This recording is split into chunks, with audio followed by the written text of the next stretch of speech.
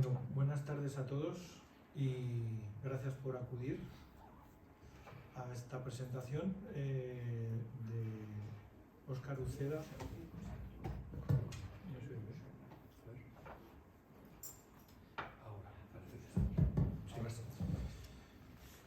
Bienvenidos y gracias por acudir a esta presentación de Óscar Uceda.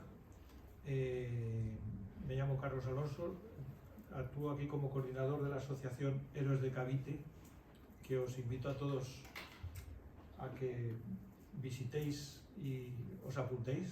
Somos una asociación de aficionados y en la que hay también profesionales de la historia, aficionados a la historia de España, a la hispanidad y muy preocupados con impulsar la hispanidad y la hermandad entre Hispanoamérica y España como debe ser y como marca nuestra historia.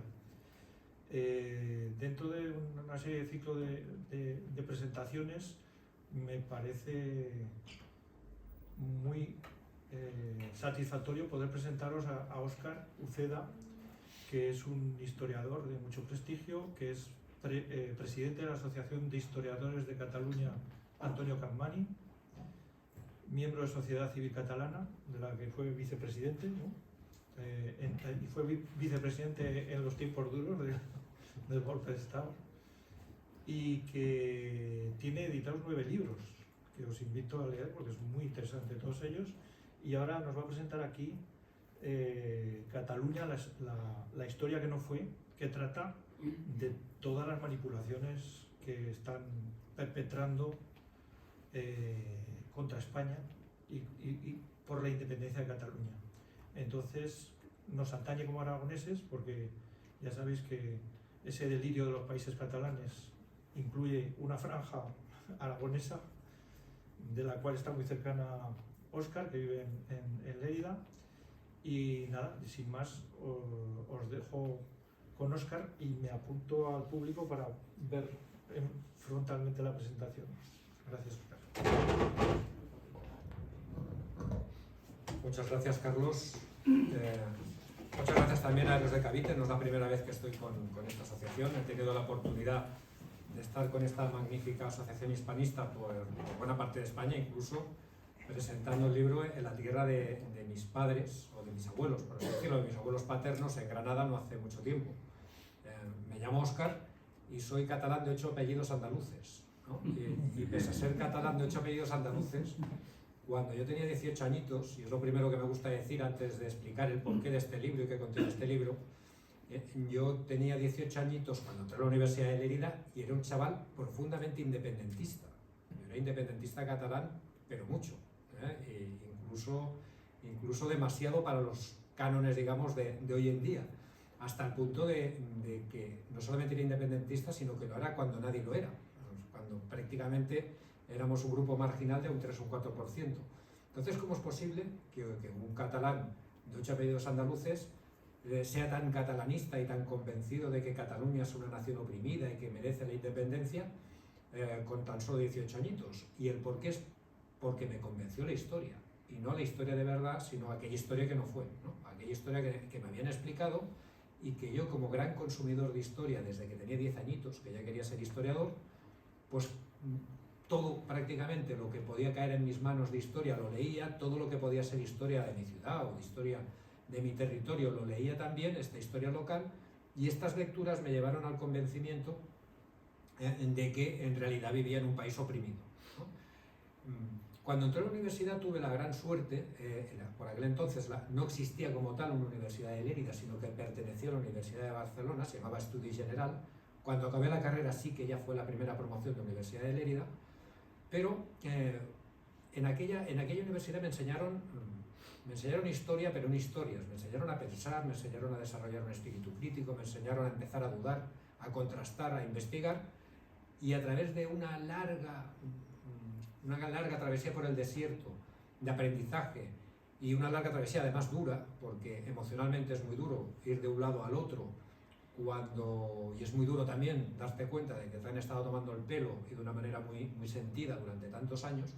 Pues a lo largo de estos años y de aprender y de acercarme más al conocimiento de nuestra realidad pasada, pues de ese independentista del año 1988, pues nos encontramos prácticamente que está en la antítesis o en el lado contrario de la historia, pues 20, 30, 40 años después. Prácticamente me empecé a desenganchar en torno a los años 90 hasta nuestros días, ¿no? Digamos, que esta deriva que ha ido evolucionando en mi manera de pensar, ha venido también en una obsesión por dar a conocer el porqué buena parte de los catalanes que en el año 80 apenas en un 3 o un 4%, como decía, eran independentistas. ¿Cómo es posible que, pese a que en nuestros días el grado de autogobierno es el mayor de la historia, cómo puede ser que a medida que les das más autogobierno se conviertan en más independentistas, ¿no? Y esto se hace porque se ha creado un mecanismo, una herramienta de transformación social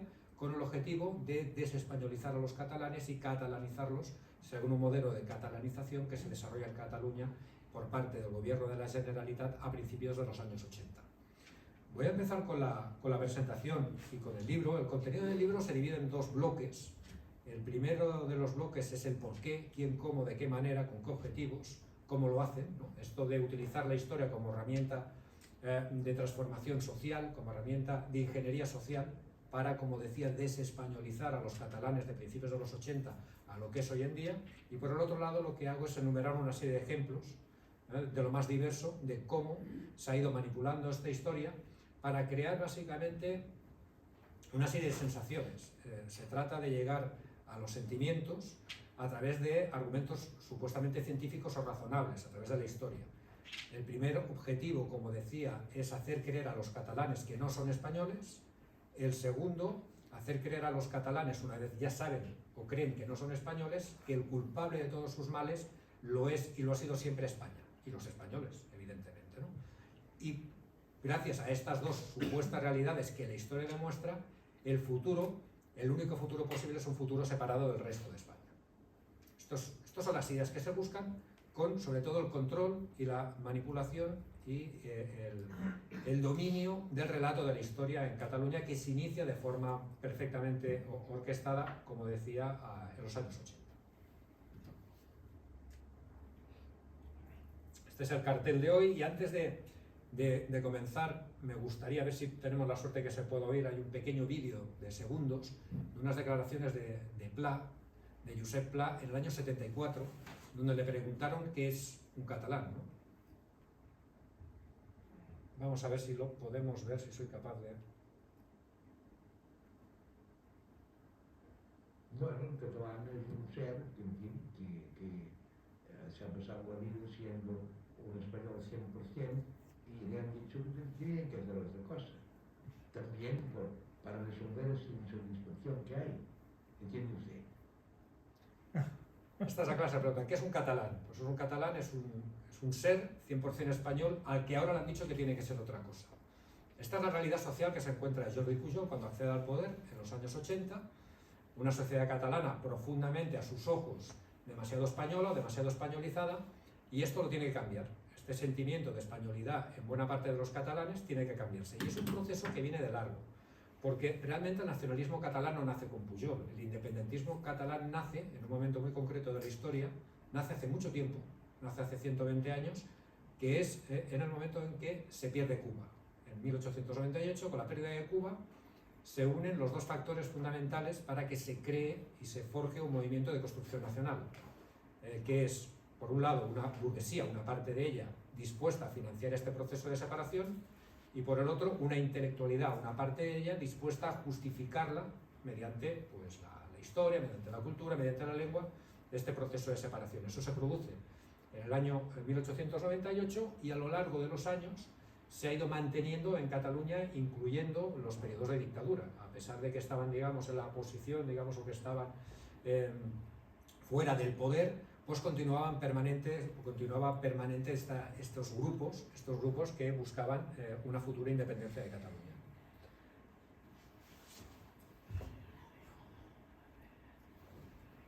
Como les decía, para el movimiento nacionalista catalán es fundamental el control de la historia.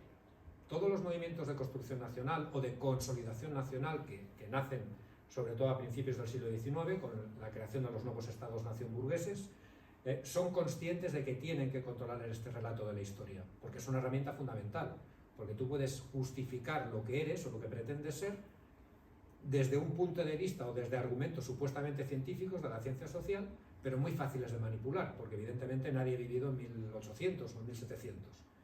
Entonces, si estos mensajes que te dan están debidamente filtrados y te los dan académicos, pues la gente se los cree y además le llega a la gente pues unas vías muy concretas que desde el nacionalismo catalán han sido muy conscientes que se tenían que controlar, pero que paradójicamente en este proceso que tenía que haberse hecho teóricamente en España de consolidación de una nación o de un estado muy antiguo, de hecho es uno de los estados más antiguos de Occidente, pues no se ha hecho jamás. O sea, nunca se ha tenido por parte de ninguno de los diferentes gobiernos del Estado español, exceptuando tal vez y con, entre comillas, a finales del siglo XIX con Cánovas del Castillo, prácticamente no ha habido un interés por controlar el relato de la historia para consolidar lo que sería la idea de España como nación o como Estado antiguo, ¿no? En Cataluña, al contrario, sí que ha habido grandes esfuerzos en controlar este relato de la historia con el otro de los grandes pilares a la hora de construir una nación, que es la lengua. Digamos que la historia, mejor dicho, no sería un pilar, sino los cimientos donde se construye este proceso, esta nación, esta nueva nación, y el pilar donde se sostiene este edificio en construcción sería la lengua, y también lo sería en el caso catalán. Esta manera de utilizar y de darle tanto peso a la lengua catalana en todo lo que se hace en Cataluña viene con este objetivo, ¿no? Con un objetivo claramente político, ¿no? Es un sistema o es una idea base que nace con el mismo nacionalismo, ya nace en el siglo XIX, no es algo que se inventen en Cataluña, sino es algo que se hizo durante la reunificación alemana, se hizo durante la reunificación italiana y lo han hecho los diferentes estados europeos en estos procesos de nacionalismo, de estados-nación, a partir de principios del XIX. En el caso catalán hay unos inicios, digamos, en el tema cultural, previos a esta guerra de Cuba, donde ya se empiezan a desarrollar estos elementos identitarios y estos primeros mitos fundacionales de Cataluña que no se ajustan a la realidad histórica, que serían utilizados por este independentismo una vez ya entrados a principios del siglo XX, entrados en el siglo XX, ¿no? Que sería la Renaixença. Sería una corriente cultural que en principio no sería independentista, que apostaría por la doble nacionalidad, que intentaría recuperar la lengua catalana y la historia de Cataluña como hecho diferencial de la castellana y como una manera de ser español, digamos, diferente del ser castellano. Este sería el inicio. De hecho, paradójicamente, cuando hablábamos de qué es un catalán en el siglo XIX, durante la invasión francesa en 1808, el estallido, el nacimiento de la nueva nación moderna en Cataluña sería el nacimiento de la nación española. Lo que estallaría como rechazo a la invasión francesa sería un profundo sentimiento de españolidad, y que se entendería la catalanidad y la españolidad como dos elementos inseparables. Nada que ver lo que sucedería años después, pero el sentimiento nacionalista español en Cataluña durante la invasión francesa fue muy alto. De hecho, aquí en Barcelona hubo una unidad de leridanos combatiendo, que vino como voluntaria. Agustina de Aragón, como sabrán, era barcelonesa, etcétera, etcétera, ¿no? O sea, no existía en la ciudad de Lérida, asediada por los franceses en 1810, una unidad, eran los voluntarios de Huesca, y que combatieron mano a mano durante todo el conflicto con las unidades de voluntarios leridanos. No se entendía que no fueran españoles los catalanes, y los catalanes se sentían tan españoles como el que más, de hecho. Como decía, el punto de inflexión es esta pérdida de Cuba, con muchos intereses de parte de la burguesía catalana allí, que es la que decide o la que impulsa en que un grupo decida que continuar en el proyecto España no les interesa y que tienen que justificar irse de España. Y es aquí cuando empieza a crearse y empiezan a tomar poder, primero en el poder local, empiezan a presentarse a las elecciones locales y empiezan a adquirir fuerza esta corriente independentista, y empieza a crearse ya con esta idea política un relato de la historia destinado a justificar la separación de España. Entonces, como decía, ¿para qué la historia? La historia es los elementos que le he comentado antes y continúo insistiendo. Primero es una ciencia histórica, es una ciencia social.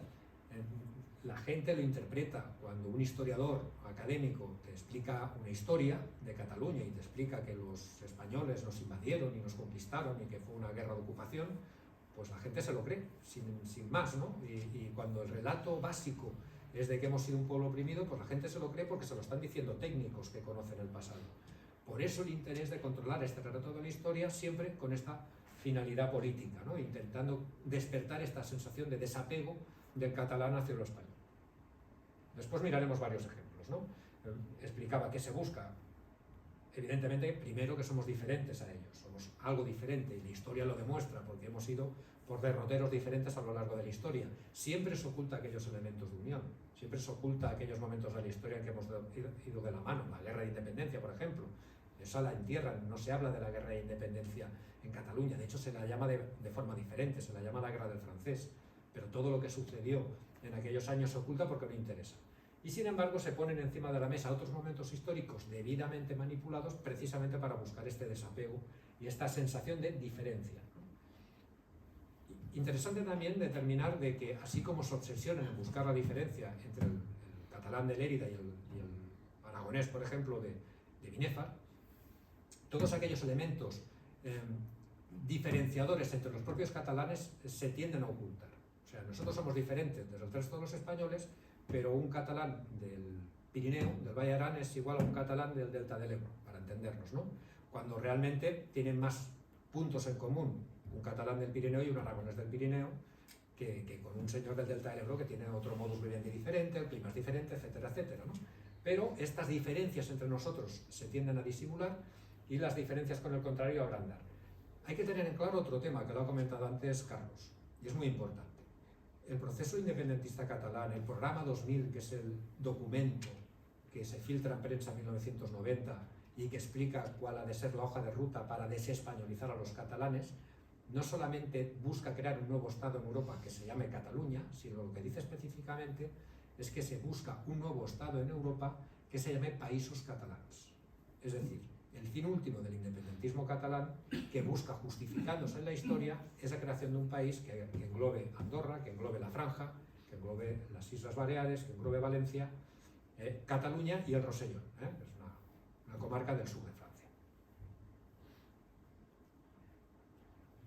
Lo que les comentaba, una vez ya tienes claro de que el español es diferente del catalán, hay que decir que el español es el enemigo del catalán y que lo ha sido siempre, y se buscan y se selecciona de la historiografía catalana, o catalanista mejor dicho, se selecciona una serie de hechos para intentar demostrar que a lo largo de los siglos los españoles han sido nuestro eterno enemigo.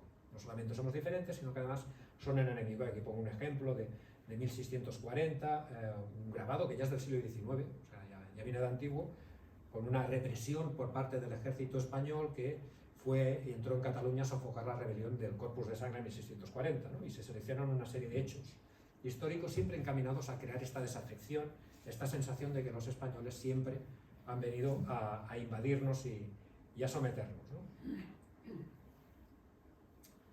También se utiliza la historia para explicar de que teóricamente Cataluña en el pasado fue un Estado y que además nos iba muy bien, y que fue en el momento que nos topamos con los castellanos cuando empezó a ir mal.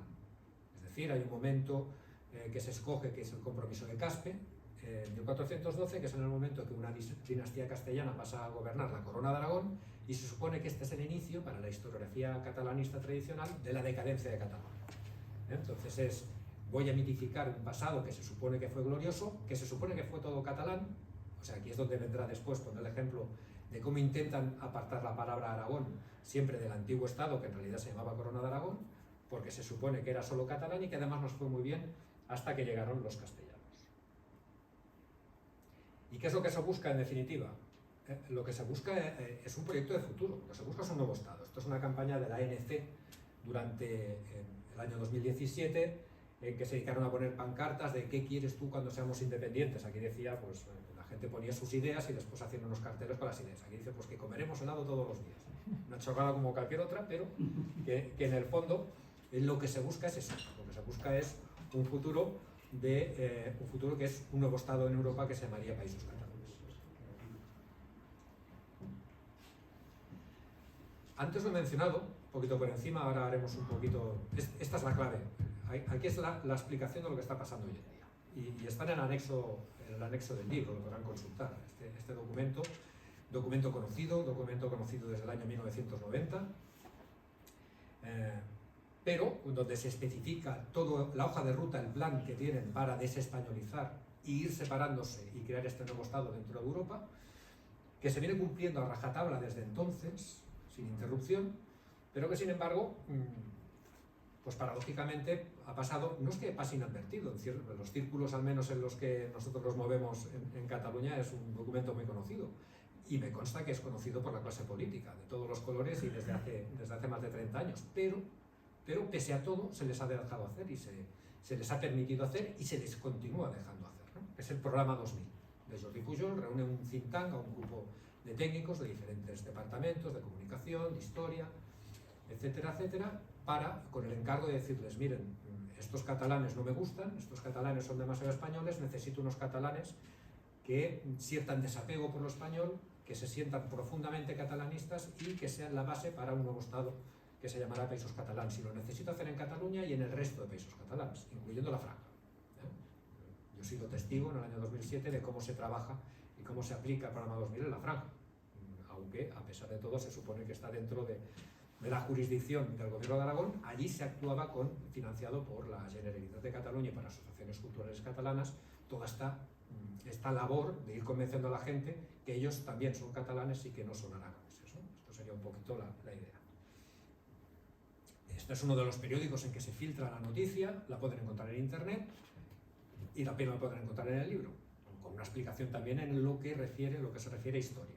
Habla de más cosas, habla de comunicación, habla de que se han de controlar las radios, de que se han de financiar los periódicos, esto que pasó en su día, ¿no? de un titular único que se organizó en Cataluña con el tema del estatut, no es posible, no se puede entender si no se ha leído antes el programa 2000 y saber hasta qué punto el poder de la Generalitat es alto y tan alto en los medios de comunicación catalanes, ¿no?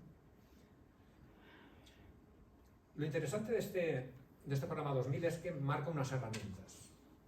Ellos son muy conscientes de que la historia es importante y necesitan una serie de elementos para utilizar esta historia para que la mayor parte de la gente pase a ser, como decía antes, desafecta a su parte española.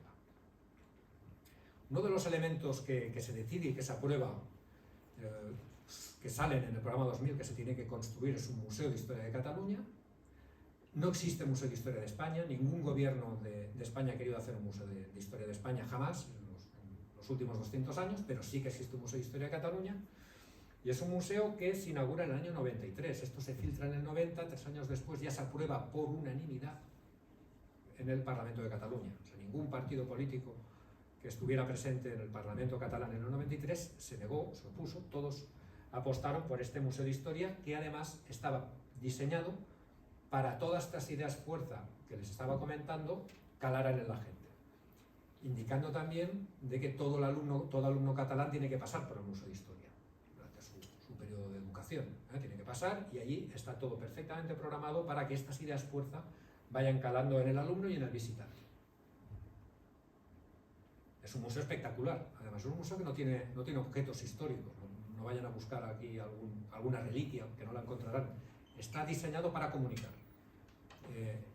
El asesoramiento es por parte técnica, por parte de académicos, pero la exposición está hecha por comunicadores, para entendernos, con técnicos en museística que tienen la misión de hacer comprender, sobre todo a los chavales, pues ciertas ideas fuerza, ciertas sensaciones que tienen que asumir, ¿no? Y esto lo hacen muy bien, lo hacen de forma realmente... Esto es una imagen del interior, y esto es un panel que es el primer panel que te encuentras nada más entrar en el museo, para que tengan una idea de cómo funciona, ¿no? Esto de meter ideas fuerza, ¿no? La primera idea fuerza es de que Cataluña no es Cataluña, Cataluña son los països catalanes, es todo ese conjunto de territorios que les comentaba. Entonces, ¿cómo lo haces para ir acostumbrando a la gente de que esta realidad inexistente históricamente, jamás ha existido Països Catalans, eso es un invento del año 1962, ¿no? De un valenciano, ¿no? De Fuster, pero da la sensación de que aquello ha existido o ha existido en el pasado y que aquello es una realidad. Esto es un panel que te habla de la cueva del Aragó en Tauteult, Rosselló, Paleolítico inferior 450.000 a.C. El primer homínido que se encuentra en Europa se encuentra en Cataluña, en el actual territorio de Cataluña. Te explica el texto. Y estamos hablando de un yacimiento auténtico y perfectamente estudiado y de forma seria y académica. Pero cuando lees en pequeño te está hablando de que Tauteuil, Rosselló, no es Tauteuil, que es un pueblecito de la provincia de Lérida, ni Rosselló, que es otro pueblecito de la provincia de Lérida, sino que está hablando del Rosellón, está hablando de Francia. Es decir, lo primero que te encuentras en el Museo de Historia de Cataluña es un yacimiento francés, pero que ya se lo han anexionado, y en la descripción te están diciendo que es Cataluña. Esto lo pone en el panel y esto es lo que leen los chavales la primera visita que hacen, el primer panel. Y todo así es el resto de la visita. Todos son ideas fuerza, las que les he expuesto antes, ¿no? Para ir a buscar estos objetivos de desafección hacia España, de que los países catalanes es una realidad, etcétera, etcétera. Y todo viene encaminado a que los chavales o el visitante tenga claros estos conceptos, repetidos de forma machacona, para que al final lo asuman como verídicos y como ciertos. Esto es otra manera que tienen de... Me voy a levantar si me permiten, porque esto es otra manera que tienen de comunicar de que esto es una realidad. Esto es el mapa del tiempo en Cataluña, cuando te dan el tiempo. Y está el mapa de los países catalans. Cuenta Fraga, y te dan el tiempo. Aquí está Mahón, Palma, Ibiza, Castellón, Valencia, Alicante, Fraga, Perpiñán y Andorra la Vieja. Claro, y esto lo llevan haciendo desde hace 30 años. ¿Qué es lo que buscan? Lo que buscan es que la gente se le quede en la cabeza de que esto es una realidad. Y no lo es.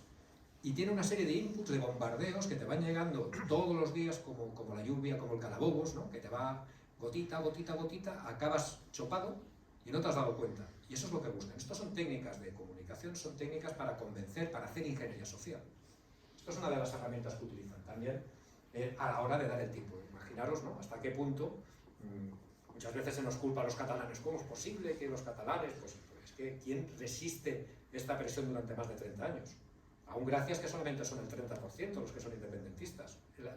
El milagro es que aún seamos mayorías los que no somos independentistas, pese a esto, ¿no? Pese a que se ha permitido sabiendo qué es lo que buscaban, ¿eh? Bueno, y para acabar, el Museo de Historia, sobre todo se quitó la careta con el Prusés. Con el Prusés se quita la careta y esto es el tuit oficial del Museo de Historia, que han creado un apartado donde empezaron a recoger objetos del 1 de octubre, que le llaman ellos, de todo el movimiento del golpe, digamos, del 1 de octubre del año 2017, pero solamente los de su lado. Yo fui uno de los organizadores de la manifestación del 8 de octubre. Fuimos 1 millón de personas los que estuvimos allí, pero no existimos para el Museo de Historia, solo están ellos.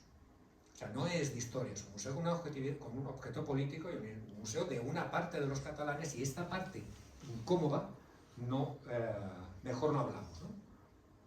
Después les pondré otro ejemplo de hasta qué punto se oculta aquella parte de la historia en el Museo de Historia que no les interesa porque es demasiado española. Otro elemento porque esto es inevitable, no solamente somos diferentes, somos mejores. Y esto se ha de demostrar también a través de la historia. Y aquí es donde empiezan ya los ejemplos, que hay muchos en el libro, donde se empiezan a escoger momentos de la historia con pinzas o con más pinzas, como por ejemplo que la nación catalana es la más antigua de Occidente porque tiene 1000 años. Y esto viene del año 1988. Y esto es una campaña de Jordi Pujol. Históricamente no tiene consistencia. No tiene nada que ver, ni Cataluña existía como tal, ni tampoco existía el nombre Cataluña. El nombre Cataluña aparece 300 años después. Pero aún así ya teníamos nación. Podría preguntarle a un catalán, si viajan en el tiempo, ¿usted es una nación? Sí, ¿de qué nación? No lo sé, está por ver. Pero somos una nación, pero no tenemos ni nombre, ¿no? La leyenda de la nación sin nombre. Pero de hecho, esta campaña organizada, el Milenari, tuvo tal éxito y tuvo tantos recursos por parte de la Generalitat de Cataluña que creo que hasta en el concierto del Milenari fue hasta la reina, hasta la reina Sofía. O sea, aquello se asumió como algo natural cuando tenía una intencionalidad muy clara, ¿no? Es decir, que nosotros somos la nación más antigua de Occidente. Esto vendría también por otro momento donde podríamos recoger todas las ideas, porque insisto también que esto no nace con el Prusés, esto viene ya de muy antiguo, viene de 1898. Pau Casals, año 1972 en la ONU, tiene 2 minutos para hablar, ¿no? Y el hombre hace un speech en inglés explicando que él es catalán, que es una antigua, ahora una provincia, pero fue la nación más antigua de Europa, la cuna de la ONU, el lugar del primer parlamento del mundo, etcétera, etcétera. Da una serie de ideas que al final el hombre se echa a llorar, emocionado, porque empieza a echar pecho de lo que significa la historia de Cataluña y lo que fue, ¿no? Cuando todo lo que dice, todo absolutamente es falso. O sea, él está convencido, y es un hombre viajado, es un hombre culto, un hombre muy mayor ya, él estaba convencido de lo que decía era cierto y era totalmente falso. Le habían metido estas ideas en la cabeza precisamente para darle a este hecho de ser diferencial, primero, de ser catalán, de que es superior. O sea, nosotros somos los padres de la democracia en el mundo, prácticamente, ¿no? Un tema que les afecta directamente aquí es, lo habrán oído varias veces, que es el tema de la corona catalano-aragonesa.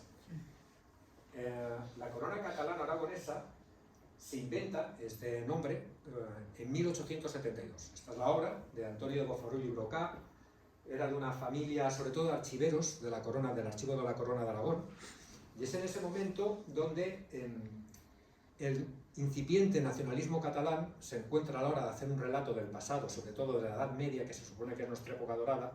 Teníamos un problema, teníamos varios problemas, después veremos más ejemplos, ¿no? Pero teníamos un problema. Nuestro estado se llamaba Corona de Aragón. O sea, si éramos una superpotencia mediterránea, resulta muy duro decir que el nombre de Cataluña no sale por ningún sitio, sino que ese estado antiguo se llamaba Corona de Aragón. ¿Qué es lo que hace Antonio de Bofarull? Explicar que realmente que sí, que era Corona de Aragón, pero que a todos los efectos el motor de ese estado era Cataluña, y se inventa este nombre de confederación, en este caso inventó catalano-aragonesa, que ha cuajado hasta tal punto que académicamente se acepta en Cataluña, cuando la intencionalidad es claramente política, es meter Cataluña en un estado que se llamaba Corona de Aragón, precisamente porque no se puede acabar de asumir de que este antiguo estado, donde se supone que éramos una superpotencia, no se llamara Cataluña. Esto es un ejemplo más. Otra, que la mayoría están centradas en Edad Media y a demostrar de que somos una democracia antigua, que somos los padres de la democracia en Occidente. Una de las más conocidas es de que nosotros tenemos 132 presidentes de la Generalitat de Cataluña. En Aragonés, 132. Claro, venimos desde el siglo XIV que tenemos presidentes, de hecho más antes del procés. Bueno, el primer procés antes de las votaciones de octubre fue a Estados Unidos, no lo quiso recibir Obama y se vino arriba en unas declaraciones a la prensa y dice: yo soy el 129 y este señor de Estados Unidos es el 40 y pico. ¿Qué me está contando? ¿No? Que nuestra democracia viene de antiguo. ¿Qué es lo que pasa? ¿Qué es lo que se hace? Nosotros sacamos como historiadores de Cataluña un comunicado explicando, ¿no?, que en realidad por aquel entonces llamábamos una decena como mucho, y que el primer presidente sería Macià, en el año que sería la verdadera Generalitat republicana, digamos, la que se organiza, el primer gobierno autonómico, que la Diputación del General o Generalitat medieval era un organismo totalmente diferente, que entre otras cosas era una representación permanente de las Cortes. El que ellos dicen que era el presidente, lo que cogen es al diputado eclesiástico de mayor edad. O sea, en lo que sería la Diputación del General antigua, todos eran curas, y resulta que a partir de la República pues ya dejan de serlo. O sea, no tiene nada que ver ni la institución, ni tenía nada que ver lo que hacían, lo único que ocupan es el nombre y el espacio, porque el Palau de la Generalitat es el mismo. Y la idea de aprovechar este nombre de una antigua institución medieval como nuevo nombre de esta comunidad autónoma nueva que se crea en la República, precisamente no es de un catalán, sino que es de un socialista, y es de un socialista andaluz. O sea que al final, pero de todas maneras les ha venido bien para contabilizar presidentes desde esta época, desde 1359, y se hace de forma oficial desde el año 2000. O sea, esto de contar los presidentes desde 1359 en realidad se empieza a hacer precisamente para demostrar, como un argumento más para decir que tenemos una democracia antigua, desde el año 2000 con la publicación de un libro por un historiador de los oficiales, ¿no?, un historiador catalanista. También por redes sociales, otro ejemplo más, siempre dando las vueltas a lo mismo, ¿no? La democracia más antigua del mundo. Hay unos foros de Cataluña que circulaban por internet, que se supone que fueron los que firmó Felipe V, diciendo que Cataluña son aquellos territorios de habla catalana que agrupan las Islas Baleares, no sé qué, tal cual. Parece prácticamente unas constituciones modernas, ¿no?, porque en su redactado parecen unas constituciones modernas. Realmente es otro libro fake, también de 1870 y pico, de Corolà,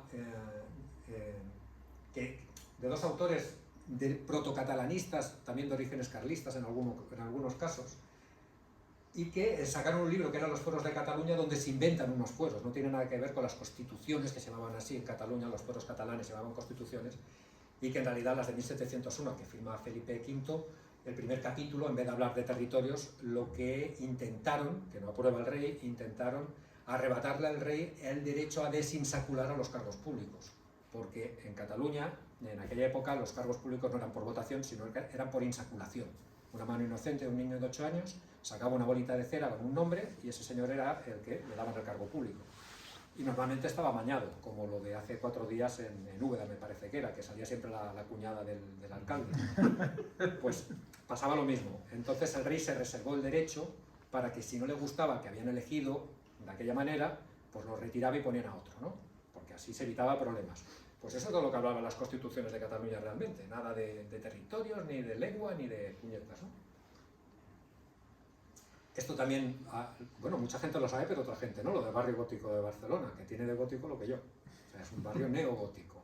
Este arco, famoso, habrán pasado al lado de la catedral, el puente del obispo, que se le llama, que comunica con el palacio del obispo, es de nuevo diseño y construcción en el año 1924.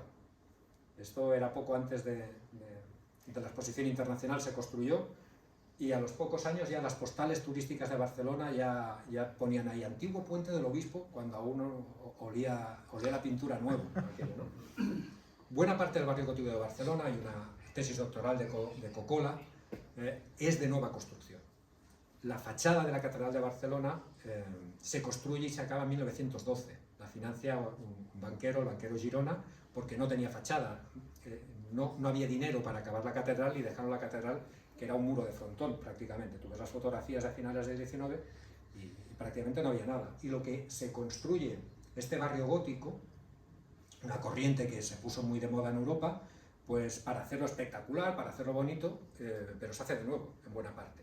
Y lo que existía antiguo, lo que hacen es desmontarlo y reconstruirlo mucho más bonito, porque así luce más. Pero si van ustedes al barrio gótico de Barcelona, auténtico, encontrarán pues un 10% como mucho. Lo que les comentaba antes, ¿qué tenemos que demostrar con la historia? Que nos odian. Un ejemplo paradójicamente muy desconocido, que son el himno nacional de Cataluña, oficial, lo que se aprueba también en el año 1993 como himno oficial de Cataluña, que es el Segadors. Una letra que recuerda la rebelión de 1640 y que empieza diciendo Cataluña triunfant, volverá a ser rica y plena, volverá a ser rica y plena, fent darrere aquesta gent tan ufana y tan superba. Echemos atrás a esta gente tan ufana y tan soberbia, refiriéndose a los españoles, ¿no? Y bon cop de fals, que es buen golpe de hoz, refiriéndose a que durante aquella rebelión con las hoces se dedicaron a perseguir castellanos y a ejecutarlos con las hoces, ¿no? Y hay descripciones de Francisco de Melo, por ejemplo, que estuvo en aquellas jornadas de cómo se dedicaron a asesinar y a descuartizar a gente por la calle, ¿no? Con las famosas hoces. Pues esto es el himno nacional de Cataluña, que se supone que viene de antiguo, pero que en realidad la letra también, la actual, es de 1899.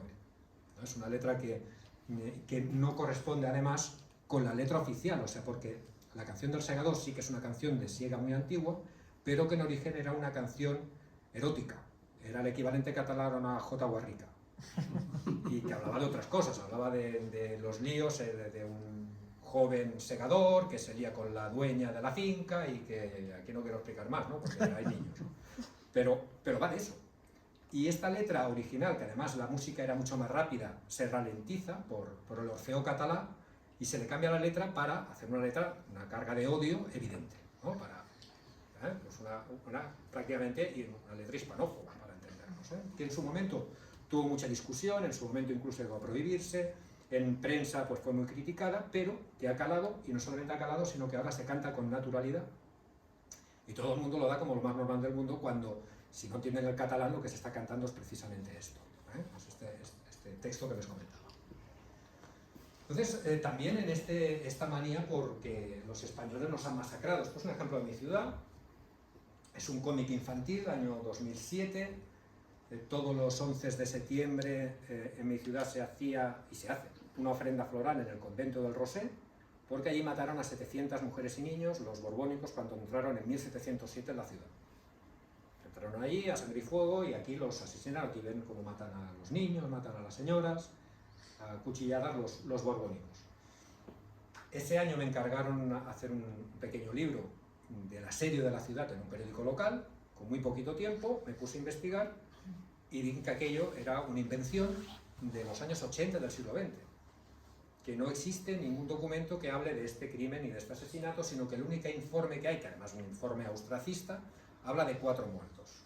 En ese incidente, que además el único que conocemos de origen era valenciano, que intentó evitar que robaran, ¿no?, en sagrado, y se lo cargaron soldados franceses, curiosamente también. Pero bueno, a pesar de esto, se continúa honrando, y todos los años se le hace la ofrenda floral a un sitio donde se sabe que realmente no ocurrió tal masacre. Otro ejemplo en Barcelona, el Fossar de les Moreres, pebetero con una llama eterna. Todos los años se hace honra porque fosa es fosa común, porque están enterrados allí los defensores de Barcelona del 11 de septiembre de 1714, y no es verdad. Se han hecho excavaciones, han intentado buscarlos, han hecho todo lo posible para ver si aparecían los cadáveres, y no ha habido manera, porque no existe tal fosa común allí. Sí que encontraron osarios tardorromanos, encontraron algunos restos de Edad Media y como mucho del siglo XVII, pero una fosa común militar allí no hay. Pero pese a todo, se gastaron una barbaridad de dinero público pues en hacer esto, y todos los años tenemos festival. Y después estamos en la historia ocultada. Como les decía, aquello que los españoles y los catalanes hemos ido de la mano, mejor no hablar, cuando ha sido lo natural a lo largo de la historia.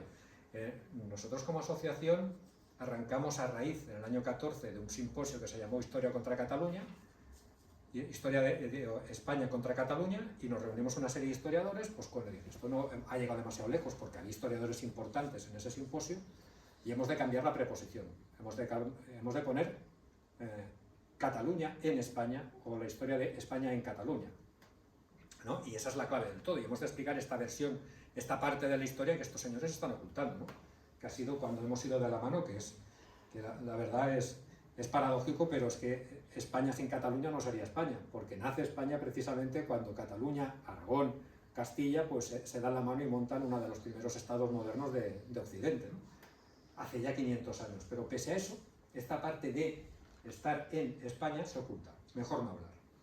Entonces hay una selección de héroes, todo aquello que pueda afectar al relato victimista o al relato de los catalanes contra España se borra. Por ejemplo, todo el mundo conoce a Rafael de Casanovas, que le hace la ofrenda floral todo el 11 de septiembre, se manipula la historia de este señor, que en absoluto era independentista, que era conseller en cap de la ciudad de Barcelona, que es el equivalente al alcalde, con más poder en aquella época, pero el equivalente al alcalde, y que lo hirieron el 11 de septiembre en una pantorrilla, pero que vivió hasta 30 años después. O sea, al final obtuvo el perdón real, era abogado de profesión y estuvo ejerciendo de abogado hasta que murió.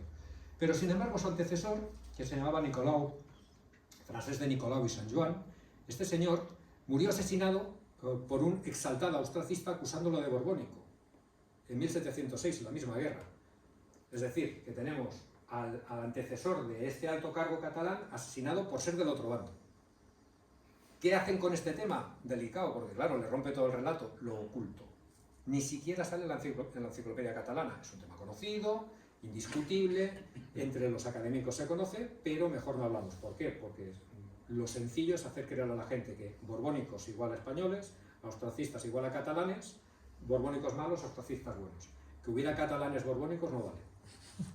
Que es lo que hacen, y más un alto cargo. De hecho, se cargaron a los dos. El diputado eclesiástico muere en un bombardeo austracista y 6 meses después le pegan un tiro a la Catedral de Barcelona en el pecho al conseller en cap.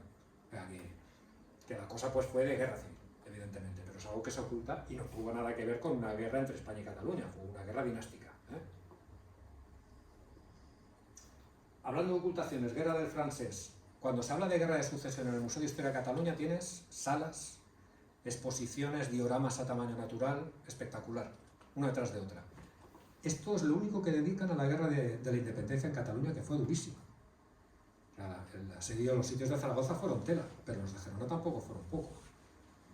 Y en Cataluña, durante toda la guerra, siempre hubo alzado un ejército español operativo, porque precisamente se refugiaba en la zona que hoy en día es Olot, Ripoll y toda la zona central, que era más independentista.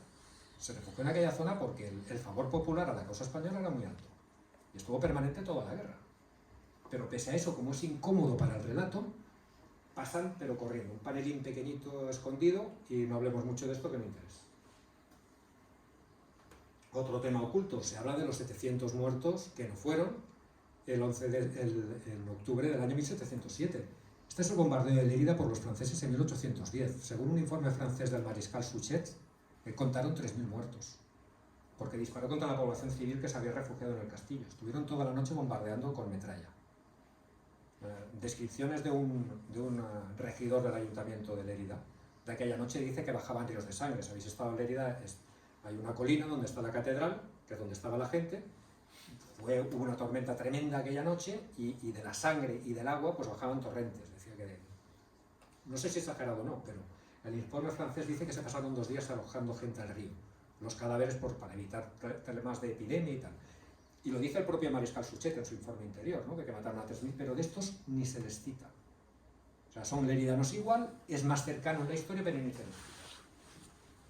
Entonces, todo esto, al final, ¿con qué intención? ¿Para qué? Volviendo un poco a lo que explicábamos antes, ¿no?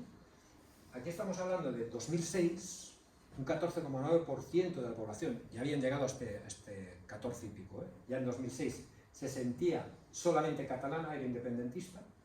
En los años 80, cuando yo lo era, éramos un 3 o un 4%, va subiendo, y al final veis como pese a que la autonomía ha sido cada vez más amplia, pese a que se han concedido una serie prácticamente de autogobierno casi pleno y absoluto en Cataluña, pues el proceso es llegar casi al 48% que se llegó en el año 2012-2013. Todo esto se hace pues, porque se han controlado estos elementos. Se controló la escuela, como ponía en el programa 2000, se controló el contenido de los libros de texto, se controlaron los inspectores escolares. Todo esto ya venía en el programa 2000 que se tenían que hacer y punto por punto lo fueron cumpliendo. Y el objetivo es este, y no nos podemos engañar, y esto es algo que me gusta insistir, porque la gente habla del tema catalán como si afectara a Cataluña solo. El tema catalán no se acaba en Cataluña. El tema catalán, en el caso que se independice Cataluña, al día siguiente vas a tener reclamándole Fraga. Porque es lo que quieren, y porque es lo que vienen trabajando. Y para que reclaman al Castellón, y de Salses a Guardamar, de Fraga a Mahó. Es una frase muy conocida dentro del mundo catalanista de lo que es el espacio natural de los països catalans, este estado que tenemos que construir, ¿no? Salses está en Francia, Fraga ya lo saben, Mahón en Baleares y Guardamar abajo en Castellón. En Alicante. Perdón. Guardamar la segunda. El Castellón no. Castellón está arriba. Abajo. Aquí. Muchas gracias, tienes toda la razón. Bueno, y con esto ya acabamos y estaré también dispuesto a todas las preguntas que tengan a bien hacerme. Espero que les haya gustado y si quieren saber más, esto solamente son unas pequeñas pinceladas, aquí tienen el libro y no se asusten. Muchas gracias.